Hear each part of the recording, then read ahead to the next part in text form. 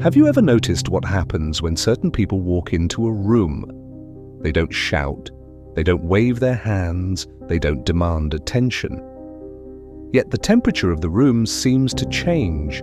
Conversations lower in volume, people sit up a little straighter, eyes naturally gravitate toward them. They possess an invisible gravity, they have absolute, undeniable respect. Now look at the average person, look at how they enter a room. They slide through the door, hoping not to be seen.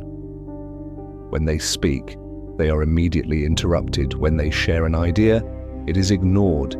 They spend their entire lives feeling invisible, feeling small, and wondering why nobody takes them seriously. Society has lied to you. Society has told you that if you are just nice enough, if you are accommodating enough, if you never offend anyone and always put others first, you will be respected. This is a trap designed to create weak, compliant individuals. Human psychology does not respect nice. Human biology does not respect submission. Human beings at our core respect strength.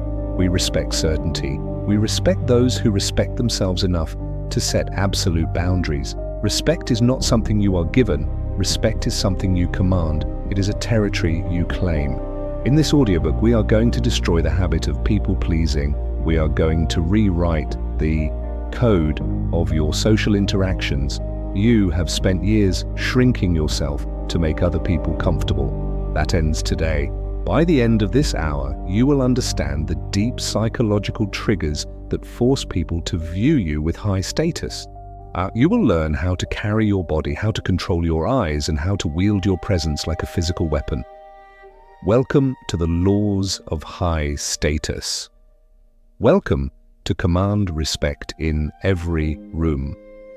Chapter 1. The posture of predators claiming your space. The battle for respect is often won or lost before you even open your mouth. It is won in the first 3 seconds. It is won by your biology. Long before humans developed complex language, we communicated through physical space. We are wired to instantly scan an environment and determine who is the leader and who is the follower, who is the predator and who is the prey. Look at how the average person stands today. Their shoulders are rolled forward, their chest is collapsed, their head is tilted down, constantly looking at a glowing screen. When they sit, they cross their arms and pull their legs tightly together. What is their body language saying? It is screaming, "I am small, I am harmless, please do not attack me, I do not want to take up any space." They are literally compressing their physical form to avoid confrontation. And when you make yourself small, the world treats you as if you are small.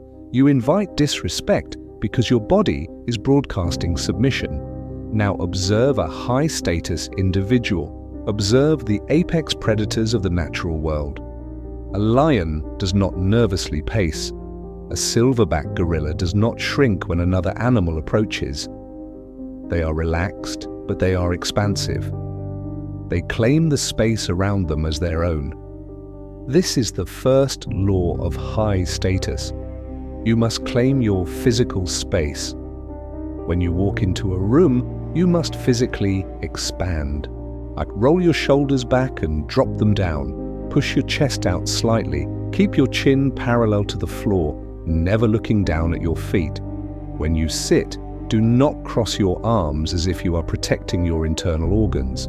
Rest your arms on the armrests. Take up the width of the chair. Keep your feet planted firmly on the ground. This is not about being arrogant. This is about being unshakable. When you expand your posture, a fascinating biological shift happens. Your brain actually begins to produce more testosterone, the hormone of confidence and dominance, and reduces cortisol, the hormone of stress and fear. By changing your body, you change your mind. And by changing your mind, you change how every single person in the room perceives you. When you stand tall and open, you signal to the unconscious minds of everyone around you that you are entirely comfortable in a hostile environment. You signal that you do not fear an attack. Tomorrow morning, try this experiment. When you walk down a busy hallway or a crowded sidewalk, do not nervously dodge out of everyone's way. Do not look down at the concrete. Look straight ahead, over the shoulders of the people walking towards you. Keep your shoulders broad, maintain a steady, relaxed pace. Watch what happens. People will naturally part ways for you. They will step aside. Their unconscious minds will register your expansive posture and recognize that you are a solid object with a clear direction. Stop apologizing for occupying space on this earth. You have a right to be here. Stand like a king and the world will treat you like one. To Chapter 2. The eradication of sorry. Stop apologizing for existing. There is a 5-letter poison that is slowly destroying your authority every single time it leaves your mouth. It is a word that society has conditioned you to use as a shield. That word is sorry. Look at the average person as they navigate through their day.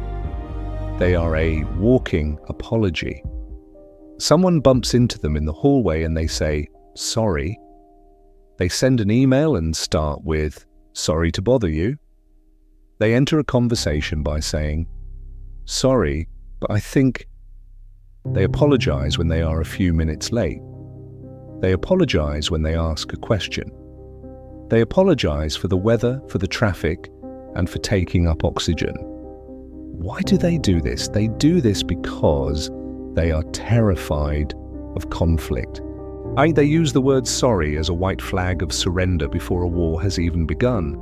It is a verbal defense mechanism meant to say, please do not be angry with me. I know I am a burden. I submit to you. But you must understand a brutal psychological truth. When you constantly apologize for existing, you train the people around you to view you as a burden. You train them to disrespect you. If you are always taking the blame, people will naturally start treating you like a subordinate.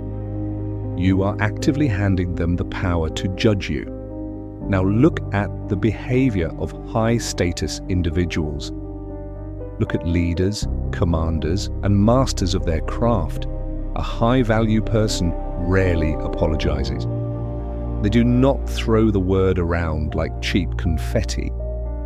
They understand that an apology is a heavy currency, and if you spend it on every minor inconvenience, it becomes completely worthless. When a person of true status makes a catastrophic error, they take absolute accountability. They look the person in the eye, they say they were wrong exactly once, and then they immediately state how they will fix the problem. But they never, ever apologize for taking up space, for having an opinion, or for the incompetence of others. Think of a captain steering a massive ship through a storm. If the ship hits a rough wave, the captain does not get on the loudspeaker and apologize to the passengers for the ocean. He grips the wheel, he steers the ship, he commands the vessel. He does not ask for permission to lead. This is the second law of high status, the eradication of sorry. You must strip this word from your daily vocabulary, or you must replace the posture of apology with the posture of gratitude. This is a subtle psychological flip that completely changes how you are perceived. When you are late to a meeting, do not run in sweating and say, I am so sorry I'm late. That makes you look weak and chaotic. Instead, walk in calmly, sit down, look them in the eye, and say, thank you for your patience. Let's begin. Do you see the difference? The first phrase begs for forgiveness. The second phrase acknowledges their time while maintaining your absolute authority. When you are explaining a complex idea and someone doesn't understand, do not say, sorry, I'm not making sense. Say, let me clarify that for you. When someone is helping you with a difficult task, do not say, sorry for taking up so much of your time. Say, I appreciate your dedication to this. Tomorrow, I challenge you to go the entire 24 hours without saying the word sorry. When you feel the urge to apologize for something that is not your fault, bite your tongue. Swallow the word, stand in the silence. Stop asking the world to forgive you for being a part of it. Take your space, state your mind, and let them adjust to your presence. Chapter 3. The slow movement, why rushing kills authority. Observe a crowded train station, a busy office, or a city street. Look at how the masses move. They scurry, they dart, they rush. Their movements are twitchy and erratic. When they walk, they are constantly dodging and weaving. When they sit, their legs bounce up and down. Their fingers tap on the desk. Their eyes dart frantically around the room. A rushing is a physical manifestation of anxiety. When you move quickly, you are broadcasting a very clear message to the unconscious minds of everyone around you. You are telling them that your time is not your own. You are telling them that you are operating on someone else's schedule. You look like a servant rushing to please a master. When someone calls their name, the average person snaps their head around instantly. When they are asked a question, they leap to answer it before the other person has even finished speaking. They are terrified of the space between actions. They believe that speed equals efficiency. They are wrong. Speed in the realm of social dynamics equals low status. Authority is intrinsically linked to stillness. It is linked to controlled, deliberate speed. People with true power are never in a rush. They do not react to the world, they force the world to react to them. They dictate the tempo of reality. Look to nature for the perfect example. Look at the prey animals, a rabbit, a deer, or a gazelle. Their movements are fast, jerky, and unpredictable. Why? Because they are at the bottom of the food chain. They must constantly scan their environment for danger. They twitch because everything in the wild wants to eat them. Now look at the apex predator. Look at a tiger or a lion. A tiger walks with a slow, rhythmic, hypnotic grace. It does not twitch. It does not dart its eyes. When a tiger turns its head to look at something, the movement is smooth and deliberate. Why does the tiger move so slowly? Because it knows that nothing in the jungle is going to attack it. It fears nothing, therefore it has no reason to rush. Well, this is the third law of high status, the slow movement. If you want to command respect in every room, you must decelerate. You must move as if you own the ground you are walking on. When you walk into a building, do not run through the doors. Walk with a measured, heavy pace. Let your feet plant firmly on the ground with every step. When someone calls your name from across the room, kill the instinct to snap your neck around. Pause for 1 second, then turn your head slowly to look at them. This tiny hesitation signals that you are focused on your own reality, and you are choosing to grant them your attention on your own terms. When you reach for a glass of water, do not snatch it off the table. Reach for it smoothly, drink it slowly, place it back down silently. This level of physical control is mesmerizing to watch. It signals absolute self-mastery. People who cannot control their own bodies cannot be trusted to control anything else. But a man or woman who moves with deliberate, slow precision is perceived as calculating, intelligent, and deeply powerful. Tomorrow, cut your physical speed by 20%. Walk slower, turn slower. Gestures should be smooth and wide, never tight and jerky. If you drop a pen, do not scramble to the floor to grab it like a desperate child. Look at it, take a breath, and smoothly lean down to retrieve it. You will feel a strange power wash over you. You will notice that the frantic energy of the people around you stops affecting you, because when you refuse to rush, you force the rest of the world to wait for you. And the person who controls the time controls the room. Chapter 4. The unshakable gaze, mastering eye contact.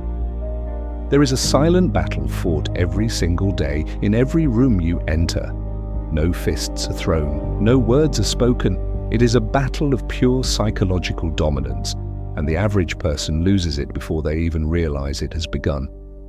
And this is the battle of the eyes.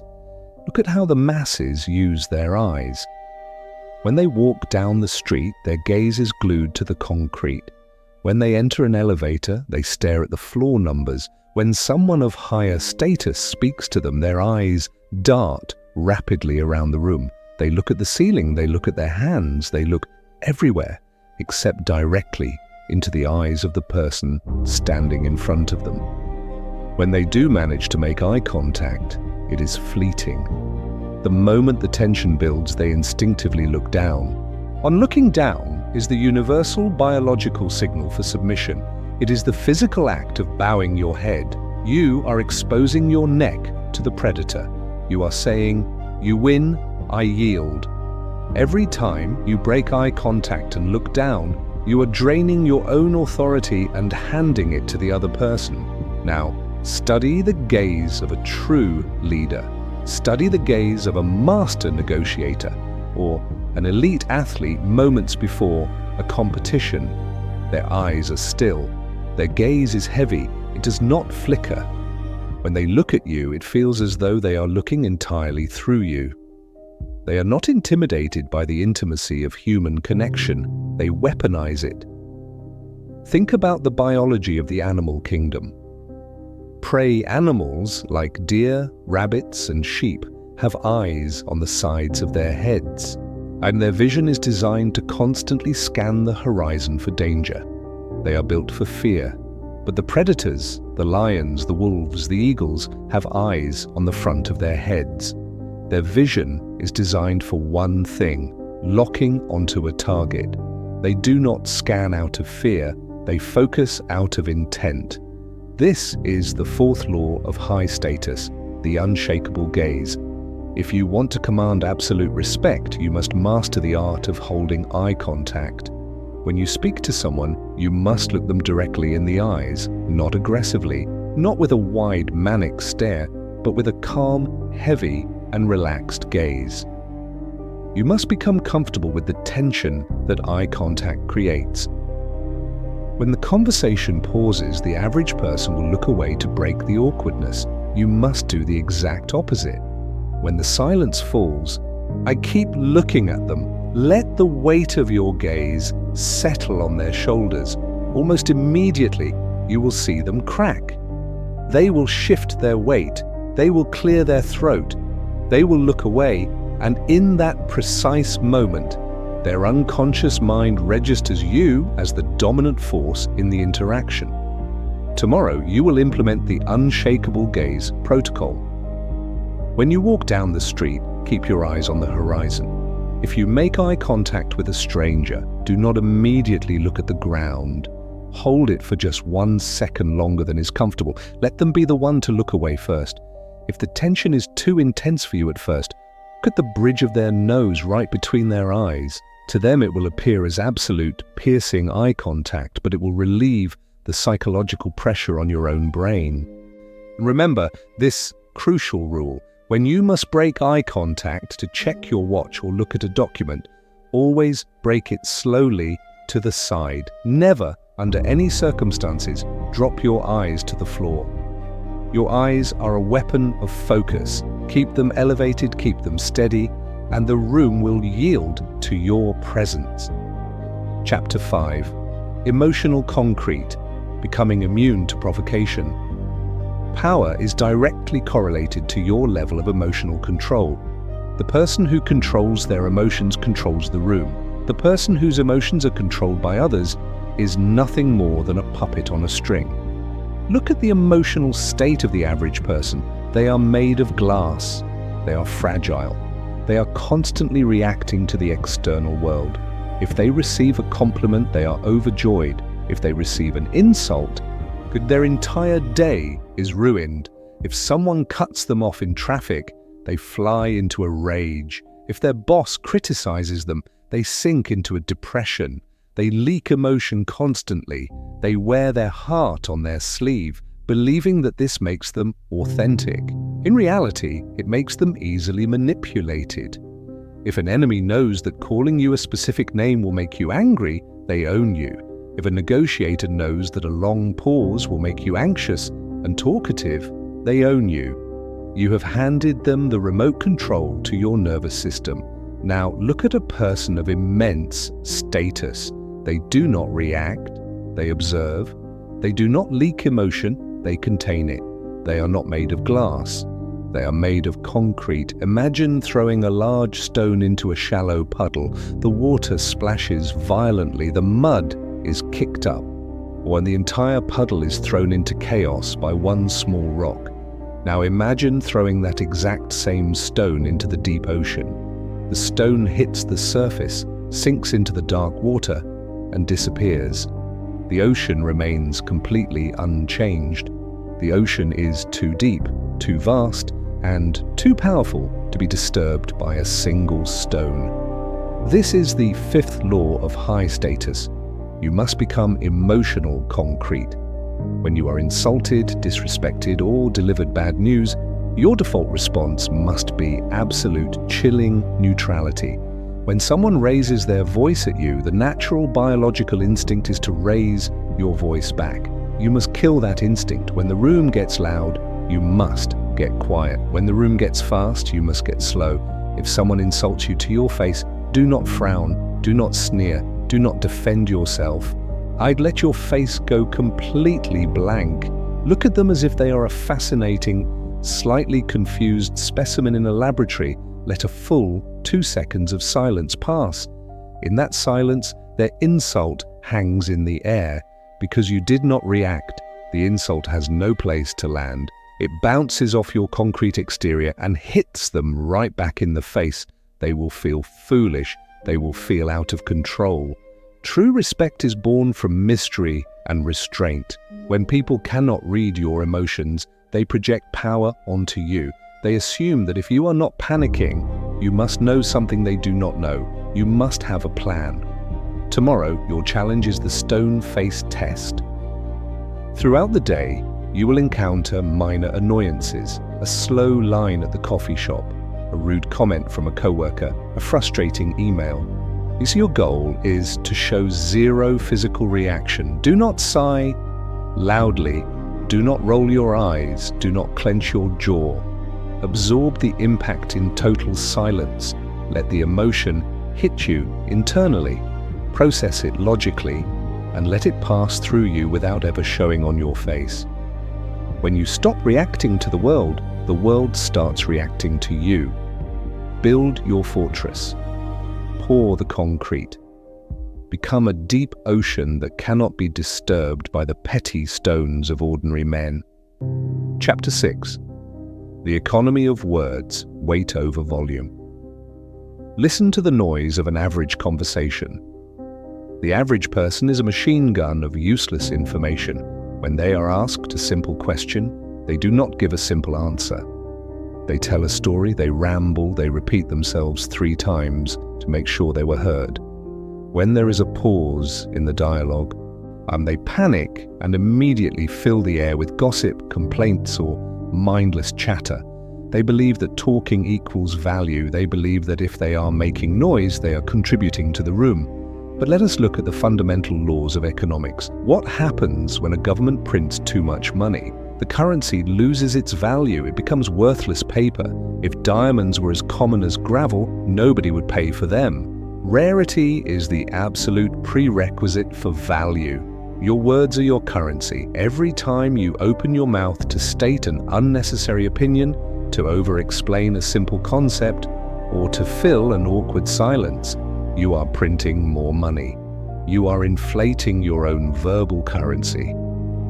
You are training the people around you to stop listening because they know that 90% of what you say is filler. Now, to observe the communication of a truly powerful individual, a high-status person operates like a sniper, not a machine gunner. They conserve their ammunition, they watch the target, they calculate the wind, and they fire one single devastating shot.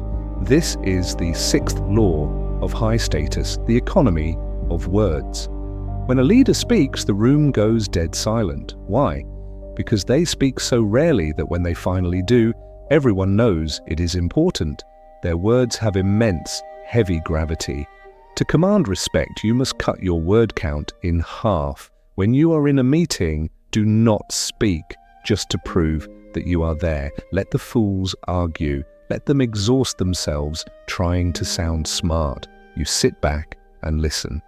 And when the room is confused, when they have talked themselves into a corner, you lean forward and deliver the solution in one clear, concise sentence. They will look at you as if you were a genius. You are not a genius. You simply waited for the smoke to clear before you fired. When you are asked a direct question, give a direct answer. If someone asks, "Did you finish the report?" the average person says, "Well, I was working on it, but then the network went down, so I had to call IT, but I should have it done by tomorrow." That sounds weak. It sounds like an excuse. The high-status answer is 2 words, "Not yet."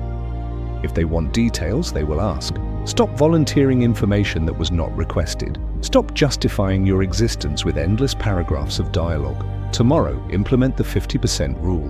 Whatever you were planning to say, cut it in half. Delete the filler words. Delete the rambling introductions. Speak with the precision of a surgeon holding a scalpel. When you make your words rare, you make them valuable. The less you speak, the more your words will weigh, and the more your words weigh, the more respect they will command. Chapter 7. The Boundary Line. How to say no and mean it. Respect is not born from compliance. Respect is born from resistance. The average person is terrified of the word no. They are chronic people pleasers. They say yes to extra projects at work when they are already exhausted. They say yes to social events they despise. They say yes to lending money they cannot afford to lose. They do this because they operate from a place of fear. They fear that if they set a boundary, people will stop liking them. They believe that their value in the world is tied entirely to how useful they are to others. But what happens when you say yes to everything? You become a doormat. People do not respect doormats. They wipe their feet on them. When you are always available, always accommodating, and always willing to sacrifice your own time for someone else's convenience, you signal that your time has 0 value. A kingdom without walls is not a kingdom. It is just an open field that anyone can pillage. A bank does not leave its vault wide open for anyone to walk in and take what they want. The money is protected by thick steel doors. It is the difficulty of access that proves the value of what is inside. This is the 7th law of high status, the boundary line. A high-value individual has walls of iron. They know exactly what they will tolerate and what they will not. And most importantly, they are perfectly comfortable denying a request without feeling an ounce of guilt. When a person of status says no, it is a complete sentence. They do not soften the blow. They do not invent elaborate lies about being busy. They do not apologize profusely for disappointing the other person. The average person says, "Oh, I'm so sorry. I would love to help you move this weekend, but my car is in the shop and I have this family thing." This invites negotiation. The other person will simply offer to pick them up. The high-status person says, "No, I won't be able to do that." Notice the finality. Notice the emotional concrete. It leaves absolutely no room for debate. If you want to command respect in every room, you must teach people how to treat you. You teach them through your boundaries. Every time you say no to something you do not want to do, you are saying yes to your own self-respect. People may be temporarily disappointed when you deny them access to your time, but subconsciously their respect for you will skyrocket. They will realize that you are not a cheap resource. They will realize that your compliance must be earned, not expected. Tomorrow your challenge is to decline a request. It does not matter how small it is. When someone asks you for a favor, or an unreasonable deadline, or an unnecessary commitment, look them in the eye and decline. Do not over-explain. Do not apologize. Simply state the boundary and let the silence hang in the air. Let them deal with the discomfort. build your walls, guard your vault. And if you do not respect your own time, the world certainly will not do it for you. Chapter 8. The elimination of gossip. Why leaders do not whisper. Listen closely to what average people talk about when the doors are closed. Listen to the chatter in the break room. Listen to the conversations at a crowded bar or at a family dinner. What are they discussing? They are not discussing grand ideas. They are not discussing strategy, the future, or self-mastery. They are discussing other people. They bond over shared negativity. They whisper about the failures of their co-workers. They dissect the mistakes of their friends. They trade secrets like cheap currency, hoping that by tearing someone else down, they will momentarily elevate themselves. This is the behavior of the weak. Gossip is the lowest form of human communication, or it is a fake intimacy built on a foundation of cowardice. When you participate in gossip, you are broadcasting a very specific message to the person you are speaking with. You might think you are building trust with them, but their unconscious mind is registering something entirely different. Their brain is thinking, if he is willing to speak this way about someone who is not in the room, what does he say about me when I leave? You instantly destroy your own integrity. You label yourself as untrustworthy. You signal that you have no real ambitions of your own, so you must feed on the drama of others to feel alive.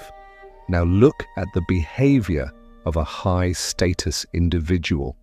A king does not concern himself with the whispers of the peasants. An eagle does not land in the mud to fight with scavengers over scraps of meat. A person who commands respect refuses to engage in the character assassination of an absent man. They operate strictly in the realm of reality, execution, and ideas. If they have a problem with someone, they do not whisper it in the shadows. They state it directly to the person's face. If it is not worth saying to their face, it is not worth saying at all. This is the 8th law of high status, the elimination of gossip. When you refuse to gossip, you create a powerful aura of intimidation and safety around you. People realize quickly that you cannot be bought with cheap secrets. They realize that your standards for conversation are high. Ironically, by refusing to talk about others, people will trust you more with their own secrets. They will view you as a vault. A vault does not leak. Tomorrow you will face this test. Someone will approach you with a piece of juicy information about a colleague or an acquaintance. They will lean in, lower their voice, and wait for your reaction. Do not lean in with them. Lean back. Look them in the eye and say, calmly and coldly, "I don't really care." Or if you want to be completely devastating, say, "I make it a rule not to speak about people who aren't here to defend themselves." The gossiper will be shocked. They might even be slightly offended. But beneath that shock, a massive pillar of respect will be built for you. You have drawn a line in the sand. You have proven that you do not play the games of the herd. You stand apart. And because you stand apart, you stand above. Chapter 9. Visual Warfare, the Psychology of Presentation. There is a comforting lie that society tells you from the time you are a child. Do not judge a book by its cover. It is what is on the inside that counts. This is a beautiful sentiment, but it is entirely disconnected from human biology. The truth is, human beings judge the book by its cover every single second of every single day. Before you ever open your mouth, before you ever demonstrate your intelligence or your character, you have already been judged. You have been placed into a hierarchy based entirely on your visual presentation. Look at the modern crowd. Look at how they dress. They dress for comfort. They wear sweatpants in public. Their clothes are wrinkled, ill-fitting, and stained. Their grooming is sloppy. But they believe that putting effort into their appearance is superficial or vain. They think, if people don't like me for who I am on the inside, I don't want them anyway. This is a lazy defense mechanism. When you present yourself poorly, you are telling the world that you lack discipline. You are telling them that you do not respect yourself enough to care for your own avatar. And if you do not respect yourself, why should anyone else respect you? Now, look at the high-status individual. They understand that life is visual warfare. They understand that their appearance is the armor they wear into battle. A warrior does not go into battle with rusted, broken armor. He polishes it. He sharpens his blade. He ensures every piece fits perfectly. Why? Because the gleam of the armor intimidates the enemy before the sword is ever swung. Mate, this is the 9th law of high status, visual warfare. You must weaponize your appearance. This does not mean you need to wear a 3-piece suit to the grocery store. It does not mean you need to spend thousands of dollars on designer labels. True status is not about flashing logos. It is about precision. It is about the fit of your clothes. It is about impeccable grooming. It is about cleanliness, symmetry, and deliberate choices. When you walk into a room wearing clothes that fit your body perfectly, with your hair sharply styled and your shoes clean, you signal competence. You signal that you are a person of high standards. Think about the psychology of a uniform. When you see a pilot walking through an airport in a crisp, sharp uniform, you immediately trust them to fly a metal tube through the sky at 500 miles per hour. And you don't know their name. You don't know their safety record. You trust the visual. You must create your own uniform of power. Tomorrow, you will upgrade your visual baseline. Before you leave your house, look in the mirror. Ask yourself, does this person look like someone who is in control of their life? Does this person look dangerous, capable, and disciplined? If the answer is no, change your clothes, fix your posture, polish your shoes. Stop dressing for the life you have and start dressing for the respect you demand. When you look like you own the room, people will naturally step aside and let you rule it. Chapter 10: The Power of the Pause, Controlling the Metronome. Music is not just a collection of notes. If you play every note at the exact same time without any breaks, you do not get a symphony. You get a deafening or chaotic noise. What makes the music beautiful, what gives it tension and release, is the silence between the notes. Conversation works the exact same way, but the average person does not know how to use silence. They are terrified of it. Watch a low-status individual when they are asked a difficult question. The moment the question ends, they immediately begin speaking. They stumble over their words, they say ah, and like. Their brain is scrambling to find an answer, but their mouth is already moving. Why do they do this? Because they feel an overwhelming pressure to relieve the tension of the silence.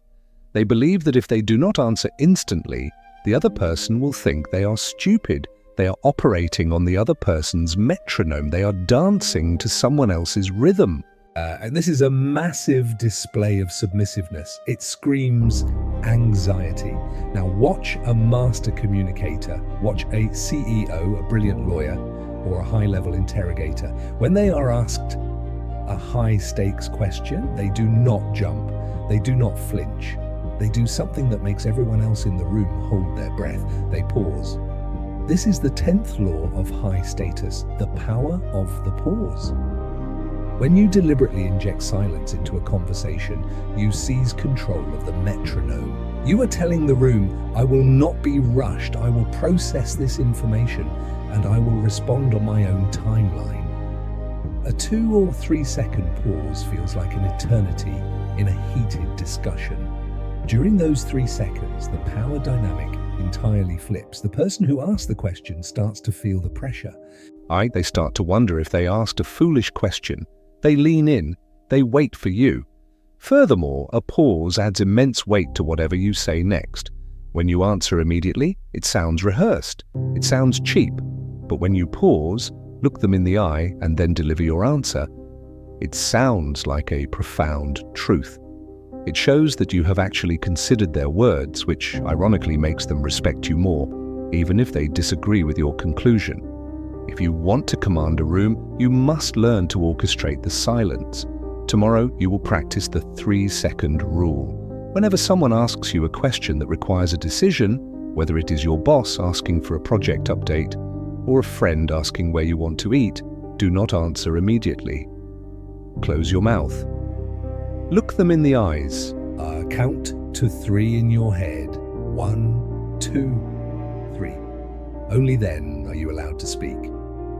At first, this will feel agonizingly uncomfortable. Your heart rate will spike. Your social programming will scream at you to fill the void. You must endure the fire. Once you master the pause, you will never be rattled in a conversation again. You will dictate the pace of reality. You will become the conductor, and the rest of the room will simply play your sheet music. Chapter 11. The ultimate leverage, the willingness to leave. We have discussed posture. We have discussed eye contact, boundaries, and words. But all of these tactics are completely useless if you lack the foundational core of true power. There is one law that rules above all others in the dynamics of human interaction. It dictates who wins the negotiation, or who controls the relationship, and who commands the ultimate respect. The law is brutal, but it is absolute. The person who needs the outcome the least holds all the power. Look at the average person trying to negotiate. They enter a job interview or a car dealership or a romantic relationship dripping with desperation. They need the job. They need the deal. They need the person to like them because they are desperate. They have already lost. When you need something, you are a slave to it. You will compromise your boundaries. You will lower your price. You will tolerate disrespect. The other party can smell this desperation on you like blood in the water. Subconsciously, they know they have you trapped, so they will squeeze you for everything you are worth. Now look at the individual with true, unshakable status. They do not negotiate from a place of hunger. They negotiate from a place of absolute abundance. They understand that no single deal, no single job, and no single person is essential to their survival. This is the 11th law of high status, the ultimate leverage. The ultimate leverage is the genuine, unblinking willingness to walk away. Imagine 2 men negotiating a massive business contract. Man A needs the money to save his company. Man B is wealthy and is simply looking for a good opportunity. Man B makes a firm offer. Man A pushes back, demanding more, getting emotional, and raising his voice. Man B does not argue. He does not raise his voice. He simply closes his briefcase, stands up, and says, "It seems we cannot reach an agreement. Thank you for your time." He turns toward the door. What happens to Man A?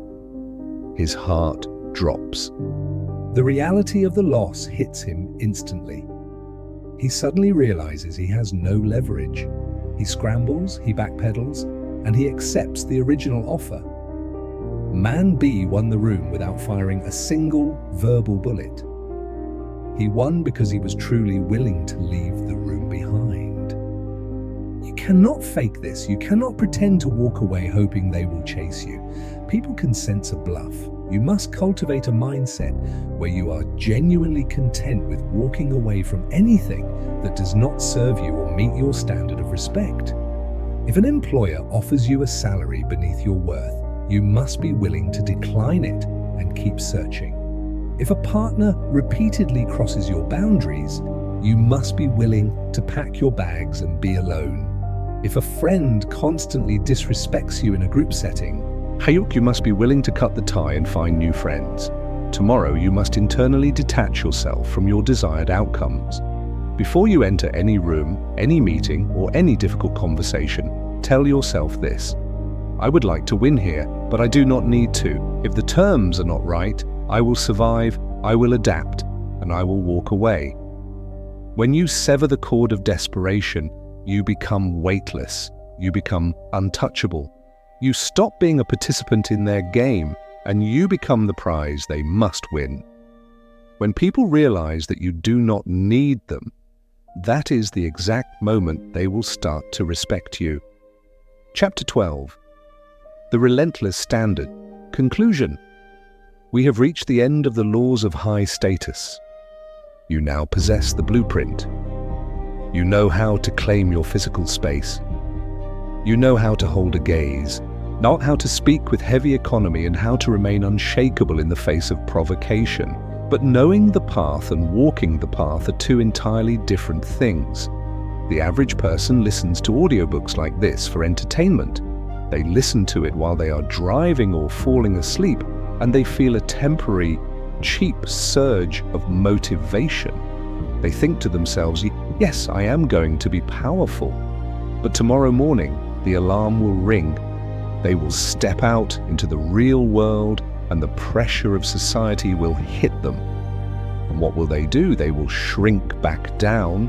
They will apologize for existing. They will rush. They will gossip. They will break eye contact. And they will say yes when they desperately want to say no. They will fail because they view respect as a mask they can put on and take off. They do not have a standard. They only have a wish. This brings us to the 12th and final law, the relentless standard. True authority is not a trick. It is not a manipulation tactic you use in a meeting and then abandon when you go home. It is the bone structure of your character. A sword is not forged by simply reading a book about fire.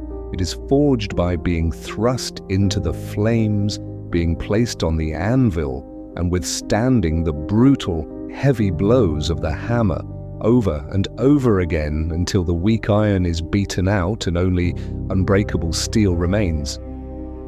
You must forge yourself in the exact same way.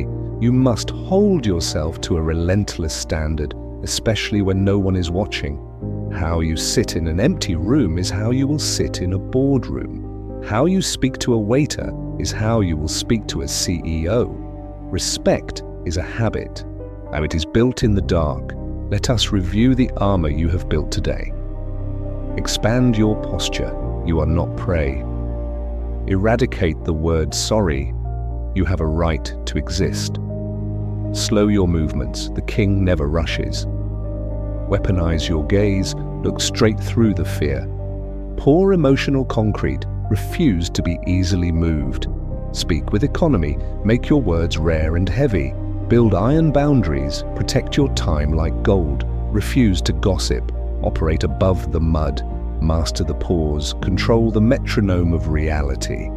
And above all else, cultivate the ultimate leverage, the unblinking willingness to walk away. I challenge you right now. For the next 7 days, you will not live as your old self. You will operate as a high-status individual. When you walk through a door tomorrow, roll your shoulders back. When you order your coffee, look the barista directly in the eyes.